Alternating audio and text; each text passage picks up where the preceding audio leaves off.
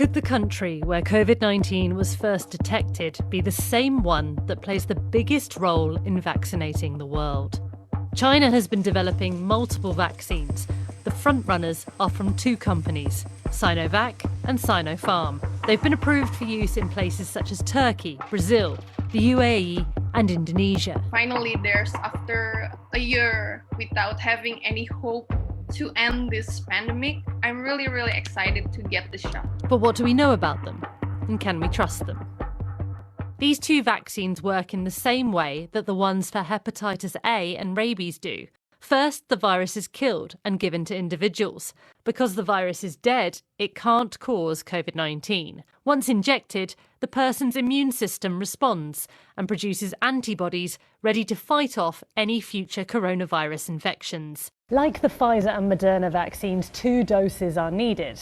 But unlike the Pfizer and Moderna vaccines, which need extremely cold freezers to be stored in, Sinovac and Sinopharm, they only require a normal fridge. This is a key advantage when it comes to storage and distribution, especially in countries around the world where temperatures rarely drop below 30 degrees Celsius and roads can be non-existent.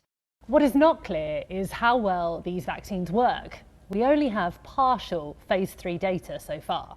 Sinopharm says its vaccine is 79% effective at stopping symptoms of COVID-19. Sinovac's vaccine, called CoronaVac, was initially thought to be 91% effective, but then further trials produced other results. Recently, figures from Brazil were downgraded to just 50.4%, barely above the threshold the World Health Organization says is needed for a viable vaccine.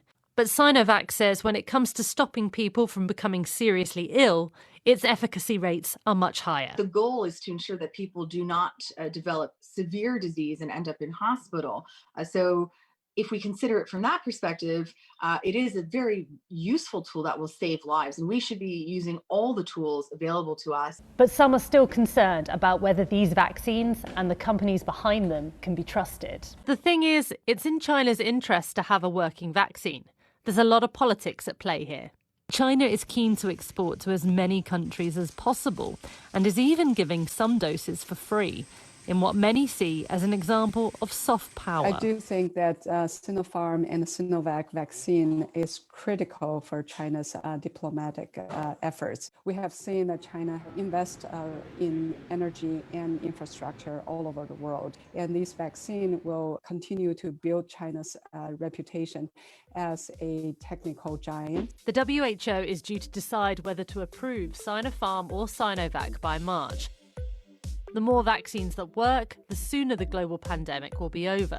But a rejection would hurt China's pride and would be even more devastating for the growing list of countries pinning their hopes and futures on these shots.